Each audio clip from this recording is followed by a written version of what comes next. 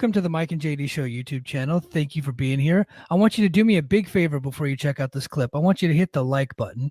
I want you to throw in a comment and make sure you're a subscriber to this channel. And then I want you to share this video with your friends. Help us defeat the algorithm. And then if you like this content and you appreciate this content, please head over to patreon.com/the Mike and JD Show and support the show. That is how we actually get funded to be able to do this. So we thank you very much for being here. And now enjoy the clip.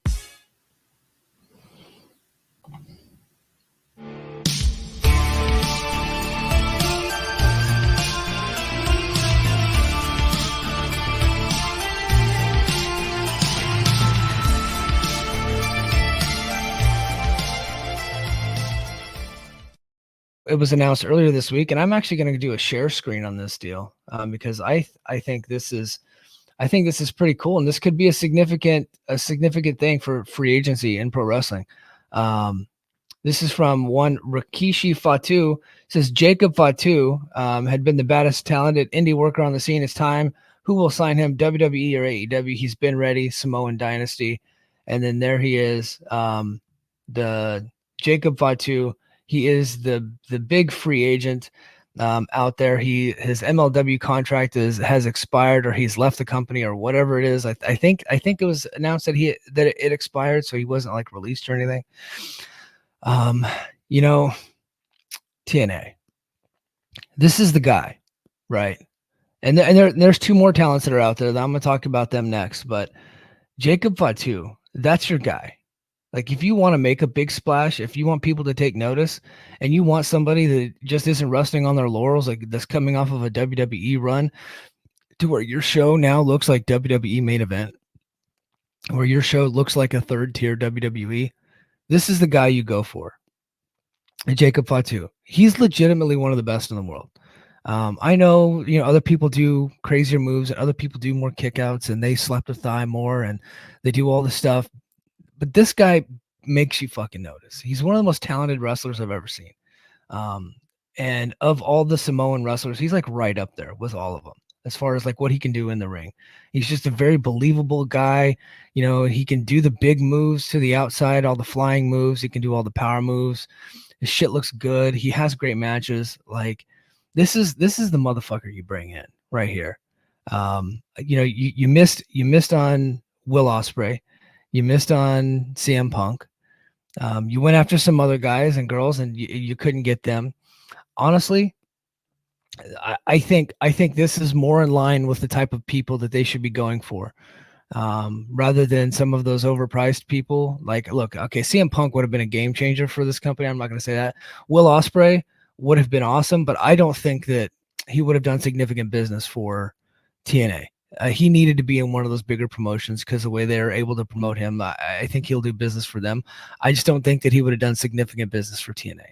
And I think that's fair. Okay. But Fatu, God, this guy is awesome. And he's been toiling in MLW for a long time. They just haven't had the resources to be able to get much out of him.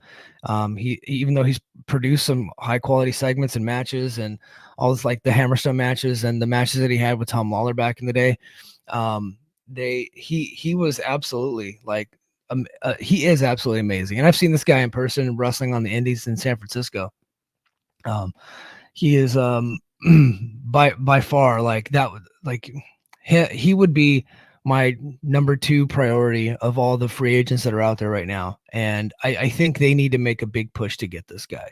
Like, this is the play.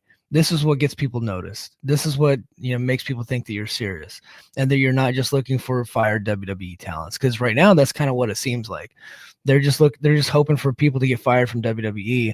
That way they can, get small bumps on their YouTube channel. Right. But this guy is a guy. Like, he's a dude, like a legit dude. I don't know if that even makes any sense, but I don't know. I just can't say enough good things about Fatu. He's got a bit of a past. He's got, criminal record. Who cares? Right. As long as he's not still committing those crimes, we good. Let's bring this dude in. Absolutely. Jacob Fatu, free agent. They need to do whatever they can to sign this guy.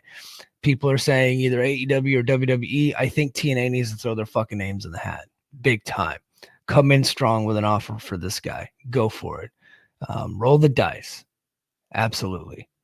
Um, and then still my top priority for TNA, and I actually think Fatu is a better wrestler than this guy, but I think this guy has a bit more star power, and that's Hammerstone. He's still a free agent. I thought by now we would be having conversations about Hammerstone being a signed talent somewhere. And he's still not signed anywhere.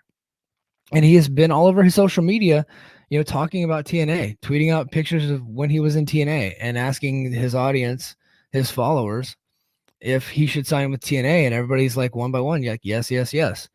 I do know that WWE is a little bit interested in Hammerstone, but probably not that interested because he's still not there. If they really wanted him, he would be there. I don't think AEW is going to go for him, although there is a rumor out there that MJF is trying to get him and Holiday in, and maybe that's what he's trying to do, is bide his time for the MJF for his injury to be over, for him to be all healed up, and whenever he returns, because maybe that's what he's looking for, to wait until MJF comes back so he can so MJF can have his dynasty versus the undisputed, whatever they call Undisputed Kingdom. And maybe that's what this whole thing's about. But I don't know if that's not the case. And if he's looking to be signed, if he's looking to get a contract somewhere, TNA needs to come in strong for this guy. Like, could you imagine if they brought in both Hammerstone and Fatu? I mean, we're talking about, complete overhaul of the main event division by just adding 2 players that aren't your typical players. They're not like fireds from AEW and WWE. They're not, former TNA guys who are past their prime.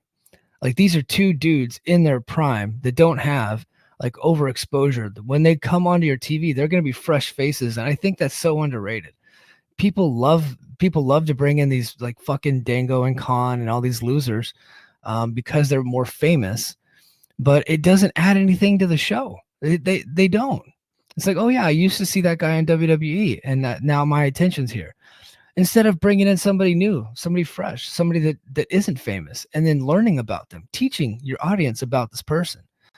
I think that's an underrated element to wrestling that we're just not getting right now, and for the most part in TNA, we're not getting anything new. We're recycling. That's what, like. Look at what we saw this week on Impact. We saw some like just recycled talents that have been around for a long time, veteran talents, late 30s, early 40s, on into their 50s, and not really, many friends other than the main event, obviously. Ace and Bay versus the Grizzly Young Vets. I thought that was great, and I'll get to that. But I think this is the type of stuff. These are the type of people they need to be going for, right? Lock these guys in. But yeah, Hammerstone's still out there, and I think it's a shame. I think Hammerstone should be brought in. I would put him right in there with the system, and have him standing next to Moose, right, in the system. And you could, I'm not saying, steal from WWE a storyline, but I mean, the Evolution storyline is right there. It's a perfect story. It's happened time and time again, and it always works. You have Hammerstone standing next to Moose, 2 jacked up dudes, 2 alphas, and eventually one turns on the other, and now you got a ready-made storyline. I think that's the play. That's where you go. Will they do it? I don't know. Tama Tonga's still out there. He's officially a free agent now. I haven't heard anything to see if he's going to be coming in or not, or what his plans are, or if he even has any plans. Maybe he's going to take some time off. He's been doing Japan for a long time, so we'll see on him. But Kamille Brickhouse, former NWA champion, she still remains unsigned. People expect her to go to WWE. She was visiting AEW recently, and this is another person that I think is tailor-made for TNA. And with all of the people that they've lost recently in that knockouts division, it's the weakest it's ever been. Despite the fact that Jordan Grace just brought a lot of attention to it, and there's no way to pay it off because they don't really have anybody. They don't really have any stars in that division right now. They have some good wrestlers, but they're not deep in star power. And I think that Kamille has this presence about her, to where she has this presence and aura, to where she could be a star. And that you could have a big pay-per-view match that would be a main event with Kamille and Jordan Grace. Like, you put them on a poster, people are going to take notice. And now Jordan Grace has got a little bit more of a following because of her Royal Rumble return. I'm sure people she's got like more followers on Instagram and Twitter because of that, right? And TikTok and whatever the fuck. So I think that's the move.